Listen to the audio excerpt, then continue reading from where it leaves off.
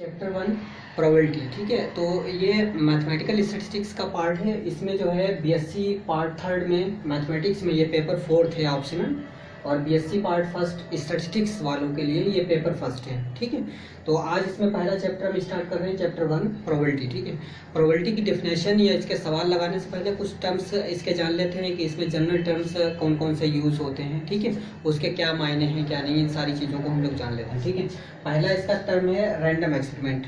तो random experiment क्या होता है? देखिए, कुछ एक्सपेरिमेंट हमारे यूनिवर्स में ऐसे हैं जिनको आप बार बार सेम कंडीशंस में करेंगे लेकिन रिजल्ट उसका क्या रहेगा? सेम रहेगा। ठीक है, जैसे फॉर एग्जांपल आप अगर एक गिलास में पानी ले लेते हैं, उसमें 2 चम्मच चीनी मिला देते हैं। ठीक है, तो उसका मीठापन आप चेक करेंगे और फिर से आप जो है उसी सेम कंडीशन में वही गिलास में उतना ही पानी लेते हैं और फिर से 2 चम्मच चीनी मिलाते हैं, फिर से आप उसका मीठापन चेक करते हैं, तो मीठापन बिल्कुल सेम होगा अगर वो सेम कंडीशंस में हुआ है तो। ठीक है, यानी इसमें रिजल्ट अपरिवर्तित नहीं होता है। ठीक है, इसमें सेम रिजल्ट हमेशा रहता है। तो ऐसे आपके एक्सपेरिमेंट एक डेफिनेट एक्सपेरिमेंट कहलाते हैं जिनमें रिजल्ट क्या रहता है? ऑलवेज सेम रहता है। आप इसेंशियल कंडीशन सेम रखिए तो उसमें रिजल्ट्स भी क्या मिलते हैं? सेम मिलते हैं। ठीक है, अब हम बात करते हैं रैंडम एक्सपेरिमेंट की। तो रैंडम एक्सपेरिमेंट एक ऐसा एक्सपेरिमेंट होता है जिसको आप इसेंशियल कंडीशंस सेम कंडीशंस अगर यूज़ करते हैं और उसे रिपीट करते हैं, ठीक है, तो उसके रिजल्ट्स जो आपका मिलेगा वो कोई ज़रूरी नहीं है कि फिर से वही रिजल्ट्स मिल जाए। जैसे एक कॉइन लिया आपने, सिक्का यानी रुपए, और उस रुपए को आपने जो है टॉस किया, तो जितना आपने फोर्स दिया है और जिस रूम में आप कर रहे हैं वहाँ कैसा आपका वातावरण है, कैसा प्रेशर एयर का है, ठीक है, वो सेम प्रेशर बिल्कुल सेम वही रहता है। आपने एक बार टास्क किया, हेड आया या टेल नोट कर लिया, उसके बाद दूसरी बार फिर टास्क किया उसी कंडीशन में सेम उसी फोर्स से, ठीक है, तो फिर से आपका टेल या हेड आएगा। ये निश्चित नहीं है कि पहले वाले एक्सपेरिमेंट में हेड आया था तो फिर से हेड ही आएगा। ठीक है, यानी संभावना है कि टेल भी आ सकता है या हेड भी आ सकता है। तो ऐसे एक्सपेरिमेंट जिनमें आप सेम कंडीशंस पर उनको रिपीट करते हैं और उनके रिजल्ट बार बार परिवर्तित होते रहते हैं। ठीक है, कहीं कहीं आपके अपरिवर्तित भी होते हैं। तो ऐसे जो जिनमें संभावना हो कि ये पता नहीं है पक्का कि आपका हेड आना है या टेल आना है, क्या आना है क्या नहीं, ठीक है, तो ऐसे एक्सपेरिमेंट कहलाते हैं रैंडम एक्सपेरिमेंट। ठीक है, हम अगर बात करते हैं जैसे एक डाई को ले लें और डाइस को अगर हम थ्रो करते हैं, ठीक है, डाई को अगर हम थ्रो करते हैं तो डाई के थ्रो में आपका जो है 1 भी आ सकता है, 2 भी आ सकता है, 3 भी आ सकता है, 4 भी आ सकता है, 5 भी आ सकता है एंड 6 भी आ सकता है। ठीक है, यानी एक बार अगर हम थ्रो करेंगे तो उसमें 6 पॉसिबिलिटीज़ है कि 1 to 6 कोई भी नंबर एक आ सकता है। ठीक है, लेकिन अगर सेम कंडीशंस में आप उस डाई को फिर से एक बार थ्रो करें तो जो नंबर पहले थ्रो में मिला था तो कोई ज़रूरी नहीं है कि वैसा ही नंबर आपको यहाँ पर मिल जाएगा। ठीक है, यानी जो डाई का थ्रो करना था ये एक्सपेरिमेंट कैसा हो गया? हमारा रैंडम एक्सपेरिमेंट हो गया। ओके, समझ में आई इतनी बात?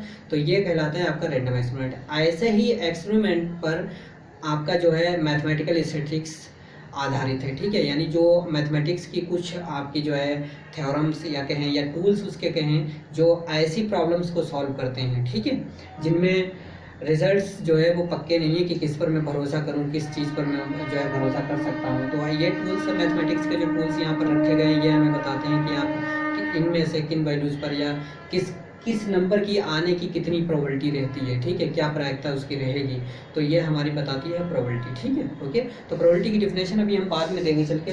सबसे पहले हमने रैंडम एक्सपेरिमेंट को समझ लिया, उसके बाद देखिए सैंपल पॉइंट को समझते हैं। तो देखिए, जो भी रैंडम एक्सपेरिमेंट से आपको रिजल्ट्स मिल रहे थे, जैसे एक डाई को जब हमने थ्रो किया तो सिंगल थ्रो में आपकी 6 पॉसिबिलिटीज़ हैं। ठीक है, तो ये 6 पॉसिबिलिटीज़ ही हमारे लिए क्या कहलाएंगी? एक सैंपल पॉइंट कहलाएंगी। क्या कहलाएंगी? Sample point. यानी किसी एक्सपेरिमेंट से मिलने वाले जो रिजल्ट्स होते हैं यानी आउटकम्स उन्हें कह सकते हो। ठीक है, तो जो आउटकम्स हैं या रिजल्ट्स हैं वही कहलाते हैं सैंपल पॉइंट। तो ये दूसरा आपका पॉइंट हो गया। सैंपल पॉइंट क्या होता है? सैंपल पॉइंट होता है रैंडम एक्सपेरिमेंट से मिलने वाले रिजल्ट्स। ठीक है, फिर उसके बाद देखिए सैंपल स्पेस। तो सैंपल स्पेस क्या है? अगर रैंडम एक्सपेरिमेंट से जो रिजल्ट्स आपको मिल रहे हैं उनका आपने कलेक्शन अगर कर लिया, ठीक है, सेट में अगर उनका कलेक्शन कर लिया तो ये हमारे लिए कहलाता है सैंपल स्पेस, और इसे कैपिटल एस से डिनोट करते हैं। ठीक है, तो ये डाई का थ्रो जो होता है उसमें जो आपके 6 पॉसिबिलिटीज़ मिलती हैं उनको अगर एक सेट में हमने कंटेन कर लिया, कलेक्ट कर लिया, तो ये कहलाता है हमारा सैंपल स्पेस। ओके, तो ये आपका हो गया सैंपल स्पेस। अब सैंपल स्पेस देखिए इस आधार पर आपके 4 तरीके के होते हैं। ठीक है, पहला होता है फाइनाइट। अगर देखिए यहाँ पर सेट में यानी सैंपल स्पेस में अगर पॉइंट्स आपके फाइनाइट रखे हुए यानी सैंपल पॉइंट की संख्या क्या है? फाइनाइट है, तो ये कहलाएगा सैंपल सैंपल स्पेस फाइनाइट, यानी फाइनाइट सैंपल स्पेस कहलाएगा। ठीक है, इनफाइनाइट क्या है, अगर टोटल आपके सैंपल स्पेस में जो सैंपल पॉइंट्स हैं वो इनफाइनाइट हो जाएं तो वो कहलाता है आपका इनफाइनाइट सैंपल स्पेस। ठीक है, डिस्क्रीट क्या है, अगर वो काउंटेबली इनफाइनाइट है, यानी जिनको आप काउंट कर सकते हैं लेकिन इनफाइनाइट है, ठीक है, तो ये आपका कहलाता है डिस्क्रीट सैंपल स्पेस। ठीक है, और कंटिन्यूअस सैंपल स्पेस, जो कंटिन्यूअस सैंपल स्पेस आपका होता है जिसमें infinite, countably infinite number of members रखे होते हैं, ठीक है, तो वो कहलाता है आपका कंटिन्यूअस सैंपल स्पेस। ठीक है, अभी इसकी हम पीडीएफ भेज देंगे आपको, वहाँ से हमें यहाँ पर समझ लेना है और पीडीएफ से सारा अपना नोट्स तैयार करना है। ठीक है, तो ये आपकी जो है कैटेगरीज इसकी हो गई। फिर देखिए इवेंट, तो एक डाइस का जो हम थ्रो कर रहे थे, देखिए मैं इसको इस तरीके से समझा रहा हूँ, जरा से समझने की कोशिश करिएगा। फॉर एग्जाम्पल जैसे एक डाई को मैंने थ्रो किया, जब डाइस को आप थ्रो कर रहे हैं तो ये आपको एक सैंपल स्पेस मिला जिनसे 1 2 3 4 5 एंड 6 ये आपकी सारी जो है सैंपल पॉइंट हो गए कि आपका 1 मिल सकता है, 2 मिल सकता है, 3 मिल सकता है, 4 मिल सकता है, 5 मिल सकता है या 6 मिल सकता है। ठीक है, तो ये आपके सैंपल पॉइंट कहलाएंगे और इनका कलेक्शन सब क्या कहलाएगा, सैंपल स्पेस कहलाएगा। अब देखिए इनका कोई भी सबसेट, यानी केवल ये दो हो सकती हैं या केवल ये दो हो सकती हैं या केवल ये हो सकती है, ठीक है, यानी इस सेट का कोई सबसेट, ठीक है, वो ऑलवेज इस सैंपल स्पेस के लिए क्या कहलाएगा, एक इवेंट कहलाएगा। ओके, तो ये इवेंट जो है वो डिफरेंट तरीके की होती है, जैसे आपका नल इवेंट है या इसी को इम्पॉसिबल इवेंट कहते हैं, श्योर इवेंट है, इक्वली लाइकली इवेंट्स है, कंपोजिट इवेंट है, कंपाउंड इवेंट्स है, म्यूचुअली एक्सक्लूसिव इवेंट्स हैं, एग्जॉस्टिव इवेंट्स हैं and mutually exclusive and exhaustive event हैं।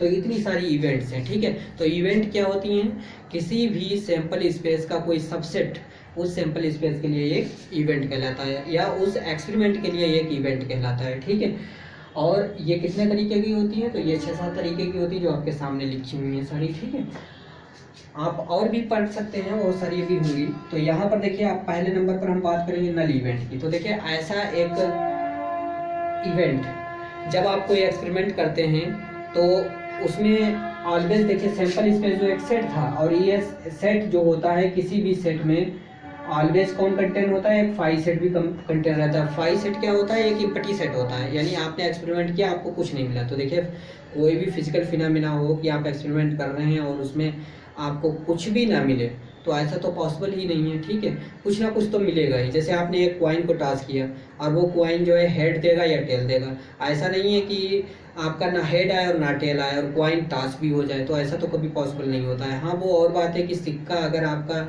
फेयर नहीं है, फॉर एग्जांपल जैसे उसका सर्किल का जो सरकमफेरेंस है वो चौड़ा बना दिया गया जिससे आपने टॉस किया और वो खड़ा हो गया सिक्का, तो ये अनफेयर मीन्स में आता है, यानी ये चीटिंग आती है। तो अगर आपने चीट नहीं किया है सिक्के के साथ में और उसे टॉस किया है तो या हेड या टेल जरूर मिलेगा कुछ ना कुछ। ठीक है, लेकिन ऐसा नहीं है कि कुछ भी ना मिले। जब ऐसा एक्सपेरिमेंट जिसमें कुछ भी नहीं होता है, यानी कोई भी सैंपल पॉइंट नहीं होता है, तो ऐसा इवेंट ऑलवेज क्या कहलाता है, एक इम्पॉसिबल इवेंट कहलाता है। इसी को नल इवेंट बोलते हैं या इम्पॉसिबल इवेंट बोलते हैं। ठीक है, अगला है श्योर इवेंट। श्योर इवेंट कैसी इवेंट होती है, एक ऐसा एक्सपेरिमेंट कि आपने किया और आपको निश्चित ही कुछ ना कुछ मिलना जरूर है। ठीक है, निश्चित ही एक वैल्यू मिलनी है, एक ही वैल्यू मिलनी है, वो भी निश्चित है। ठीक है, तो ऐसा आपका इवेंट्स कहलाता है श्योर इवेंट। ठीक है, फिर है इक्वली लाइकली इवेंट्स। तो देखिए इक्वली लाइकली इवेंट्स क्या होता है, इक्वली लाइकली इवेंट्स जो होती हैं वो ऐसी इवेंट्स होती हैं जिनमें आपकी जो है घटने की, उन्हें जैसे एक एक्सपेरिमेंट किया और एक्सपेरिमेंट करने पर जो इवेंट्स आपकी मिल रही हैं उन सब की प्रोबेबिलिटी क्या उससे सेम हो। फॉर एग्जांपल जैसे आपने डाइस को जब थ्रो किया तो आपको 1 2 3 4 5 6 पॉइंट्स मिले, यानी 6 नंबर्स मिले, और 6 नंबर में प्रत्येक नंबर की प्रोबेबिलिटी जो है वो कैसी है, सेम है। ठीक है, तो इसीलिए ये सारी इवेंट्स कैसी कहलाएंगी, आपकी इक्वली लाइकली इवेंट्स कहलाएंगी। ठीक है, फिर है कंपोजिट इवेंट। तो कुछ इवेंट्स ऐसी इवेंट्स होती हैं, ठीक है, जिनका जो ऑलवेज दो आपकी ऐसी इवेंट्स, जैसे फॉर एग्जांपल कोई एक इवेंट है, आप इसी में से ए कह दो इवेंट और ये इसको आप बी इवेंट कह दो, तो ए यूनियन बी या इसी को आप कहिए ए प्लस बी, तो ये आपकी इवेंट क्या कहलाएगी, एक कंपोजिट इवेंट कहलाएगी। यानी दो का कॉम्बिनेशन, जो यूनियन, अगर हम दो इवेंट्स का यूनियन कर दें तो ऑलवेज वो क्या होगा, एक कंपोजिट इवेंट होगा। जबकि कंपाउंड इवेंट क्या होता है, तो दो आपकी ऐसी इवेंट्स जिनका इंटरसेक्शन अगर आप कर दें, ठीक है, तो वो ऑलवेज जो है इंटरसेक्शन जो होंगे वो ऑलवेज होती है कंपाउंड इवेंट, ठीक है। मैं एक्सक्लूसिव इवेंट्स की तो देखिए ऐसी इवेंट्स, ऐसी दो इवेंट जिनका इंटरसेक्शन ऑलवेज एम्प्टी सेट के बराबर हो, ठीक है, जिनका इंटरसेक्शन ऑलवेज क्या हो, एम्प्टी सेट के बराबर हो, तो वो ऑलवेज क्या कहलाती हैं आपकी, म्यूचुअली एक्सक्लूसिव इवेंट्स कहलाती हैं, ठीक है। फिर एग्जॉस्टिव इवेंट किसे कहते हैं, तो देखिए ऐसी आपकी दो इवेंट्स, कोई भी ऐसी दो इवेंट जिनका यूनियन अगर आप करें तो पूरा पूरा वो किसके बराबर हो, सैंपल स्पेस के बराबर हो, यानी किसी भी रैंडम एक्सपेरिमेंट में दो ऐसी इवेंट्स आप ए और बी उठा लें, ठीक है, जिनका यूनियन अगर आप करते हैं तो वो ऑलवेज पूरे पूरे सैंपल स्पेस के अगर बराबर होता है तो वो कहलाता है एग्जॉस्टिव इवेंट्स। क्या कहलाता है आपका, एक एग्जॉस्टिव इवेंट कहलाती है, ठीक है। तो यहाँ पर देखिए इवेंट्स के बारे में हमने चर्चा कर दी कि mutually exclusive event, exhaustive events क्या होती हैं क्या नहीं होती हैं, नल इवेंट के बारे में, श्योर इवेंट के बारे में बता दिया। इसकी पीडीएफ आपको भेज देंगे, उसको आप चैप्टर 1 डाल के और उसको आप पहले इंपॉर्टेंट टर्म्स को अपने नोट्स पर नोट कर लें, ठीक है। और अगला जो है होगा लेक्चर वो प्रोबेबिलिटी की फिर डेफिनेशन से स्टार्ट करेंगे। सबसे पहले आप इसके पॉइंट्स को ज़रूर ही जो है याद करिएगा, इसके इम्पोर्टेंट टर्म्स को ज़रूर एक बार पढ़ लें, ठीक है, क्योंकि जब तक किसी विषय के टर्म्स के बारे में आपके नहीं क्लियर होगा कि भाई रैंडम एक्सपेरिमेंट किसे कहते हैं, इवेंट्स इसमें क्या होती हैं, ठीक है, आपके सैंपल पॉइंट क्या है, सैंपल स्पेस क्या है, अगर ये सारी चीज़ें नहीं पता होंगी तो किसी प्रॉब्लम को जब आप पढ़ेंगे तो उनमें तो यही टर्म्स आ रहे होंगे, और जब टर्म्स आपको क्लियर नहीं है तो फिर आप कैसे उसको सीख पाएंगे, ठीक है। तो इसीलिए किसी भी सब्जेक्ट को पढ़ने से पहले उसमें जो इंपॉर्टेंट टर्म्स हैं उनको क्लियर कर लेना बहुत ज़रूरी होती है। अच्छा, ठीक है, तो आप इसको पढ़िएगा आज, और कल हम न्यू वीडियो आपको प्रोबेबिलिटी की डिफिनेशन से स्टार्ट करेंगे। प्रोबेबिलिटी की 3 डिफिनेशन हैं, तीनों डिफिनेशन के बारे में हम लोग डिस्कस करेंगे और आगे बढ़ेंगे, ठीक है। उसके बाद में सवाल हम लगाएंगे फिर, ठीक है। Thank you for watching video. आप हमारे चैनल को जो है सब्सक्राइब कर लें और लाइक कर लें ज़्यादा से ज़्यादा। 1000 अगर लाइक हो जाते हैं, और सब्सक्राइबर अगर हो जाते हैं चैनल पर, तो यूट्यूब से लाइव स्ट्रीमिंग का ऑप्शन खुल जाता है, ठीक है। तो लाइव स्ट्रीमिंग अगर खुल गई तो फिर हम वीडियो नहीं बनाएंगे, हम लाइव ही क्लास लेंगे, और लाइव क्लास लेने में फ़ायदा होता है क्योंकि वीडियो बनाने में टाइमिंग होती है कि 12 मिनट से ऊपर वीडियो नहीं अपलोड होगा, ज़्यादा जीबी का हो गया तब भी नहीं अपलोड होगा, ठीक है। तो बड़ा मुश्किलें आती हैं, सारी चीज़ का ध्यान रखना होता है कि छोटा वीडियो बने, उस चक्कर में जो है वो वीडियो भी सही से नहीं बन पाता है, थोड़ा दिमाग तो लगा रहता है कैमरे पर कि ऐसा ना हो कि बहुत ज़्यादा बात हो गई हो, और मैथमेटिक्स में जितना भी समझा पाए वो कम ही होता है, ठीक है। इसीलिए लाइव स्ट्रीमिंग के थ्रू पढ़ना वो और बात होती है कि कैमरा लगा हुआ है और हम उसको 1 घंटा पढ़ा रहे हैं, 2 घंटे पढ़ा रहे हैं, समझा रहे हैं, 20 एग्जाम्पल उठा रहे हैं, लेकिन वीडियो जब बनाते हैं तो उसमें बहुत कम ही एब्रिविएशन में चीज़ों को सिखा पाते हैं, ठीक है। और हो सकता है कि बच्चे उसे अंडरस्टैंड ना कर पाते हों, तो इसीलिए आप लोग ज़्यादा से ज़्यादा हमारे चैनल को सब्सक्राइब करिएगा, ठीक है, जिससे हमें अपना लक्ष्य प्राप्त हो सके, ठीक है। Okay, thank you for watching videos.